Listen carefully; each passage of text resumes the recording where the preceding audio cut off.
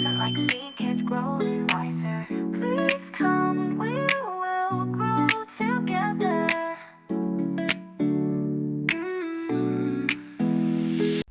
Hayo, good morning my people. Uyu munsi ni kwa kabiri, tuitariki 24 yego tuitariki 24 z'ukwa kabiri 2026. Mbahaye ikaze kuri Grow Smart with Angelique. Ndishimye cyane ko turi kumwe. Mbere yuko nkomeza ndagusaba ngo ukore subscribe, kantegereze nguhaye amasegonda 30 yo gukora kuri subscribe button.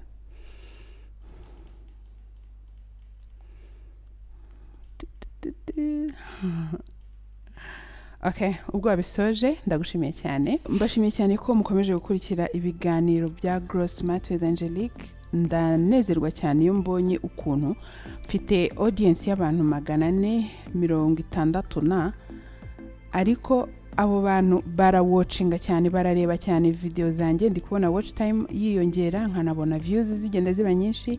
Ndabashimiye ko mubiha umwanya mukareba video zanjye. Mukomeze mujye muzireba, muyirebe ni video muyirebe kugeza irangiye. Hanyuma rero uyu munsi hari ikintu gikomeye cyane shaka ko tuganiraho. Umukunzi wa Grow Smart with Angelique hari comment ya postinze, ingi mubona ingi yaranditse ngo mbasobanurire ngo bisobanuye iki ngo opportunities come once in a lifetime. Mbese ni nkuko yambaza ati amahirwe aza rimwe, uko amahirwe aza rimwe mu buzima, mbasobanurire icyo bivuga. Rero ngiye kumusobanurira, ariko twese turumviraho, birumvikana ko twese turi bwigiremo guys. Ubuzima twese dusabwa kwiga, nta numwe wasoje kwiga. Ubuzima burigisha, ibyo ducamo byose bigenda bitwigisha. Ubwo rero ahantu nshaka guhera nahangaha. Ese waba warigeze umisinga nka opportunity runaka kandi yari kuzasevinga ubuzima bwawe bwose? Urugero, waba warigeze ubona wenda nka link, hari ukuntu abantu basigaye boherezanya ama link, akakohereza ati hano hantu hari akazi, hari link y'akazi, noneho ukazarira. Iyo link ikaba yari ifite nka timeline. Nimvuga timeline nuvuga ngo hari ukuntu bohereza amakampani abashaka akazi, abashaka abakozi, company zishaka abakozi, ariko bakavuga bati nukugeza itariki ntarengwa n'ejo ejo, bahati itariki ntarengwa ni ku itariki 25 z'ukwa kabiri ejo hazaza, sibyo? Uyibonye link none ahangaha, none ukazarira ugahita ugenda ukajya kureba filme cyangwa ukiruka ukajya mu mujyi ugakora cyangwa ibindi bintu bitandukanye. Ejo ukazisanga ukakomeza nyine ukaba busy nko ku itariki 26 ugasanga nyine bari babikeneye ko birangira ku itariki 25, ukisanga nyine birarangiye. Nukuvuga ngo nyine wamisinze opportunity bitewe na lifetime. Ayo mahirwe rero kuba bavuga ngo comes once in a lifetime, ntago bivuze ngo niyo mahirwe yari kuzagukiza iteka ryose, ahubwo nuko wamisinze bitewe n'igihe runaka byari biteganyijwe. Ayo mahirwe wari kubona yo kuba wenda byari gutuma ugira amafaranga menshi kuri bank account yawe, ukajyembwa amafaranga menshi, noneho bitumye umisinga ayo mahirwe bitewe ariko na lifetime, kuko utahise respondingira igihe, nta action wahise ukora. Uwahise abona iyo link yese akandaho, agahita yuzuza, niba ari form yagomba kuzuza akohereza, birumvikana ko we ayo mahirwe yabonye. So it comes once in a lifetime, nago bivuze ngo comes once in the whole ubuzima bwose nyine ubwo ntago uzongera kubona akazi birarangiye oya, ahubwo nukuvuga ngo nyine wamisinza amahirwe. Yuba wakoze action ugakandaho, ntago wari kuba utakaje ayo mahirwe yo kuba wabona ko kazi keza, ukabona amafaranga, financial growth ikaboneka. So sinzi niba warigeze utekereza noneho kubijyanye na opportunities zindi zishobora affecting a bank account yawe. Nyine ibyo ngibyo wenda niba warigeze umisinga nk'amafaranga, ukamisinga opportunity imeze gutyo, I may say sorry, ako se hari igihe ujya utekereza wenda nk'ukuntu ushobora kumisinga nka opportunity noneho izakujyana mu buzima bw'iteka, ukabaho ubugingo bw'iteka. waba warigeze ubitekerezaho? Opportunities comes once in a lifetime. Wayifata nka nyine amahirwe aza rimwe mu buzima. Iyo aje ntugire action ukora, hari ikintu umisinze nyine ayo mahirwe ajyanye n'icyo gihe. Bivuze ngo nk'uyu muntu utarakritse kuri iyo link amisinze ako kazi, nyine uburyo yari kuzakabamo butandukanye nuko n'ubundi naza kubona nk'akandi kazi, nyine ntago byaba bimeze nk'uko byari kuba bimeze. Sinzi nyine abahanga mu gusobanura ibintu mu dropping muri comment section, mu dusobanurire neza, namwe mwatanga comment. Nk'urugero missing opportunities, hari ukuntu hadutse muribuka muri covid-19 ikiza agapfukamunwa kamwe nigeze kukagura 2,000 kano kamwe zikiza nyine covid igitangira. Abantu bacuzaga ubupfukamunwa binjije amafaranga menshi ku buryo utasobanura. Nuvuga ngo nk'umuntu wahise afata iyo opportunity agahita afatirana kwati ubwo covid ije abantu bose bagiye gukenera face masks, agahita yinvestingamo amafaranga ye, yabonye amafaranga menshi, yagize amahirwe mu buzima. Ariko umuntu utarahise abikora, nk'ubu ngubu abantu bacuruza udupfukamunwa, simbizi umuntu ajya kukagura kuri ubu ngubu kuko wenda yagize flu ashaka kujya mu bantu ngo atabanduza, ni gake nzahura n'umuntu wambaye udupfukamunwa. Tubwizanye kuri hari umuntu ugihura nawe yambaye agapfukamunwa, wabivuga muri comment section nta kibazo. Bivuze ngo umuntu wahise ahita afatirana ako kanya covid igitangira, nyine yahise afatirana amahirwe, ahita yinvestingamo mu tuntu tw'udupfukamunwa, muri hand sanitizer. Icyo gihe zaragurwaga ku bwinshi kandi bikagurwa no kuri menshi, bikagurwa n'abantu benshi cyane. Ariko ubu ngubu umuntu wavuga ngo abigiyemo abona iki? Abonamo make. Simbizi niba nyine abatugura ni bakeya, si nanjye ubwanjye sinibuka igihe mperukira kugura agapfukamunwa. Ubwo rero guys, opportunities comes once in a lifetime means niba ubonye amahirwe, act, gira igikorwa ukora ako kanya uhita ukora, uhita ugira icyo ugikoraho, kuko nyine ayo mahirwe ashobora kugucika. Ariko nawe bivuze ngo ni burundu nyine urapfuye birarangiye, oya, nyine urayamisinze ayo mahirwe. Niba umisinze ako kazi wari guhita ubona iyo wuzuza iyo form. Ntago akandi uzabona gashobora kuba gatandukanye nako ngako, nyine birumvikana ko bitahura 100%.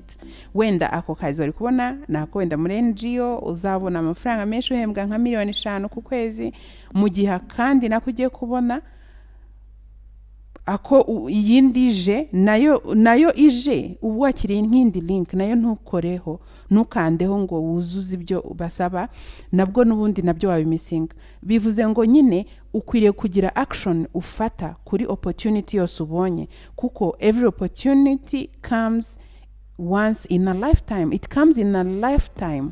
Bize nyine muri period runaka, guhera iki gihe kugeza iki gihe. Baba bashaka gutanga akazi ariko bagashyiraho period, bati abantu bazemera ku applyinga no kugeza kuri itariki, bagashyiraho nyine itariki ntarengwa. Noneho iyo tariki ntarengwa uba ugomba kurwana nayo, kuvuga uti reka mfatirane mite nkanda, just let me do that click, let me send that email. Birahura cyane nibyo narimo ndabasobanura muri video ubushize. Niba utarayirebye please yirebe iracyahari, hanyuma ujye umenya gufatirana amahirwe yawe. Rero hari n'ibindi bintu nshaka kubaganirizaho. Nk'ubu ngubu hari wenda dutandukanyije, urabona nk'ibintu ndi kuvuga for financial growth, hari ibindi bintu hano dushaka ko tuzajya duhora dutakolingaho bijyanye na spiritual growth, twiga ku bijyanye na salvation. Nuvuga ngo nk'ubu ngubu wenda nk'iyo link y'akazi ishobora kuguhesha amahirwe yo kubona akazi, cyangwa se n'isoko ry'amafaranga menshi, urungukamo amafaranga menshi. Hari ibindi bita salvation, ibintu by'agakiza. Nk'ubu ngubu aho bitandukaniye, aho ho bisaba gukora, bisaba ko ukanda kuri iyo link, bisaba ko wuzuza form runaka, ukandika, bakakubaza imyirondoro, amashuri wize, iki niki, ukakora send, ukabyohereza nko kuri iyo link nari mvuze. Ariko nk'ubu nko kugakiza ho ntibisaba gukora, nyine hari uwagukoreye, ntago bisaba ko wowe ukora imirimo runaka kugira ngo ubabarirwe ibyaha, kugira ngo ukire. ubona agakiza twagahawe ku buntu ariko abantu benshi ayo mahirwe barayitesha, agahita avuga ati let me struggle, reka nanjye ngira icyo nkora, reka niyirize ubusa iminsi 1000 ndi gusaba ubugingo bw'iteka nibwo nzabubona. Kandi agakiza ntago gakorerwa, agakiza karahabwa, waragahawe kera ubwo Kristo yapfaga ku musaraba. Niyo mpamvu muri Yohana 3:16 haranditse ngo kuko Imana yakunze abari mu isi cyane. Niba uri mu isi Imana yaragukunze, by the way, kuko Imana yakunze abari mu isi cyane, byatumye itanga umwana wayo w'ikinege kugira ngo umwizera gusa, kumwizera gusa. Imana izi ubwenge, ubwo yandikishaga Bibiliya yari kwandikisha ngo kugira ngo ureke ibyaha atarimbuka, ahubwo kugira ngo umwizera wese atarimbuka, ahubwo ahabwe ubugingo buhoraho. Ubugingo buhoraho bwaratanzwe, ariko nabwo bufite lifetime, bufite navuga ko bufite Imana yashyizeho igihe runaka ukwiriye kubwizera. Birasaba gusa ko ubwizera hanyuma ukanabyemera, ukemera ko wahawe ako gakiza.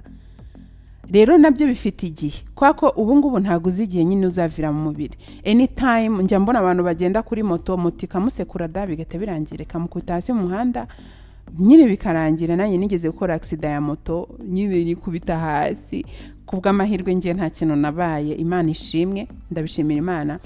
Umuntu arapfa denku, ubuzima bw'umuntu ni nk'amazi ameneka gutya, akameneka nk'uko waterura amazi akagucika akameneka. Iyo amenetse ntago bayora.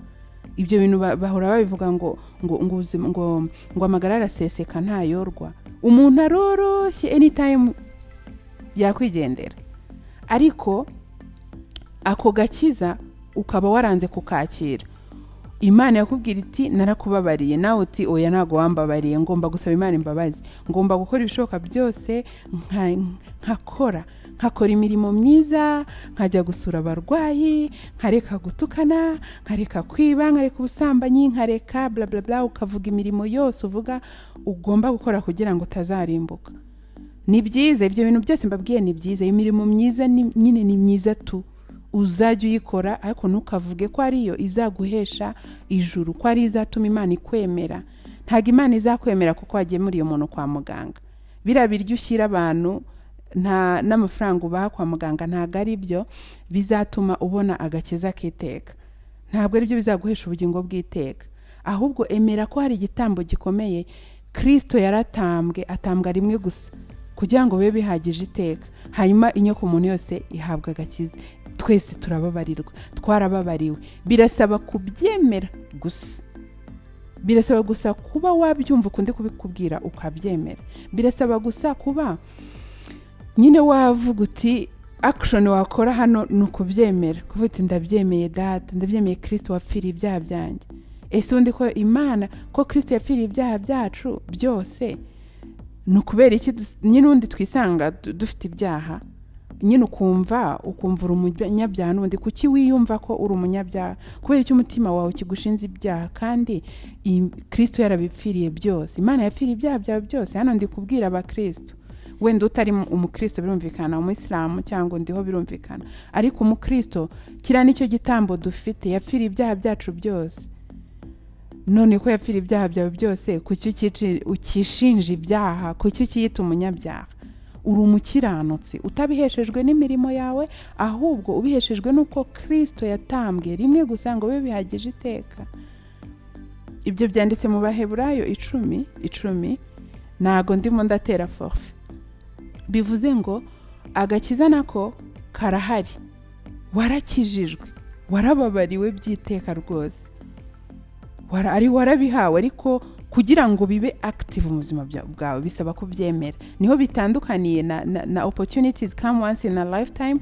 Hari yaho bisaba gukora uvuti ndaklika kuri link, nuzuze form, ni submitting, nimara kwisubmitting baza responding. Niba ntumira muri interview ngende, hari actions buri gihe ugomba gufata, kubera ko buri kimwe kiba gifite timeline. Bashyizeho ama deadlines, baba bati ku itariki 25 nta wundi ubwo tuzakira.